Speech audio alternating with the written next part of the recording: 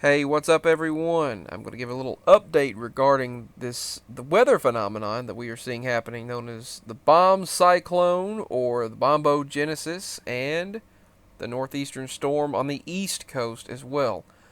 So, remember days ago it was all over 60 Minutes and news sources how there was, due to climate change, there was record low water levels all across the United States, and many areas across the US were dependent on those water supplies that come from those rivers and lakes.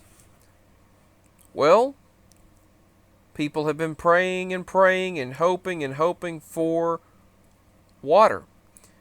Well, they got their share. Just recently, A week worth extreme of water. supplies to get us. They can now have water supply to last through the dry season that's coming up. They said even though these strong storms toppled trees and caused power outages and lots of flooding, then led to extreme snow conditions in California, it's almost like a hurricane off of the western coast. This bomb cyclone dropped multiple Mississippi rivers worth of water, and they said in a very short period of time, known as an atmospheric river phenomenon. And it caused multiple mudslides, landslides, just after the fire season took place. So they needed this to put out these fires from just earlier this year and last year. Now it looks like this. But they needed the rain. So that much needed rain, and they said they've never seen conditions like this, as you'll see a meteorologist share in this video.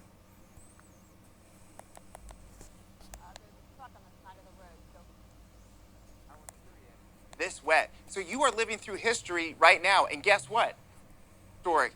Folks, since people have been living in places like Sacramento and recording the weather, obviously people have been living in this area far before that, but since we've been recording the weather, we've never seen a 24-hour period this wet. So you are living through history right now, and guess what? It's still raining, and in the mountains it's switched over to really heavy snow. The only way that we got here is by a huge historic low pressure. Yes, there's that word again. It's the lowest pressure we've seen from a storm like this in this section of the Pacific since we've ever recorded things like that, combined with major moisture. So that combination is extremely rare to come together, and we were in the bullseye. Yes, right here in Northern California, and it's still ongoing. So expect a wet commute. It's not going to last all day long like yesterday. Some places, they said, when you go to school, you'll be experiencing extremely heavy rain. When you leave, you'll be dealing with heavy snow.